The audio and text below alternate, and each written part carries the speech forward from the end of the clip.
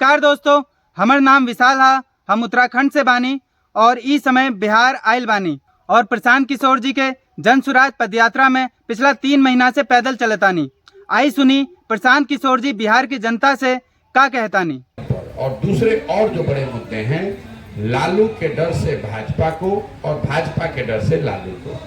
समाज में एक बड़ा वर्ग है जिन्होंने लालू जी का 15 साल का राज देखा है, उस राज में अपराध का दौर देखा है।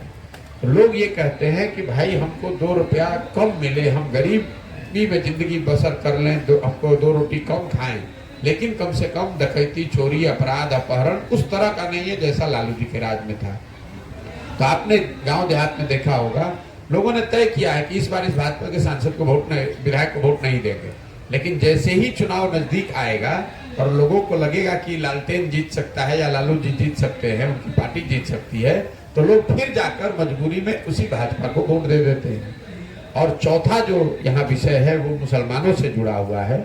मुसलमानों की बहुत बड़ी आबादी है, 18 से 20%। मुसलमानों का ऐसा मानना है कि भाई भाजपा को तो हम लोग वोट दे नहीं सकते हैं, क्योंकि भाजपा तो मुसलमान विरोधी पार्टी है उनकी नजर में। तो बिहार में मुसलमानों की चाहे जितनी गरीबी है, बदहाली है, फटेहाली है, आंकड़े बताते हैं कि मुसलमानों की हालत यहाँ दलितों के बाद सबसे ज्यादा खराब है आर्थिक सामाजिक नजरिए से। बावजूद इसके वो चूंकि भाजपा को दे नहीं सकते हैं, तो सामने उनके पास एक ही विकल्प बचा, वो है लालटेन।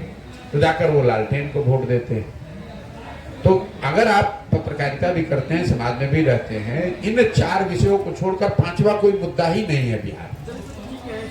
तो जब तक, बात को समझ लीजिए, पदयात्रा का पहला उद्देश्य इसी से जुड़ा हुआ है, लोगों को ये बताना, समझाना, जगाना, चेतना पर जो धूल पड़ गई है उसको हटाना, कि जब तक आप अपनी समस्याओं पर वोट नहीं करेंगे, अपने बच्चों के लिए वोट नहीं करेंगे, तब तक आपकी दशा सुधरने वाली नहीं है। वोट चाहे जिसको करना है कीजिए। पदयात्रा में मैं जो बोल रहा हूँ, आपने अगर सुना हो, हम ये नहीं कहते हैं कि वोट आप इनको दीजिए कि उनको दीजिए कि हमको दीजिए। हम कह रहे हैं वोट जिसको देना है दीजिए, लेकिन वोट अपनी समस्याओं पर और अपने बच्चों के पढ़ाई रोजगार के लिए वोट कीजिए।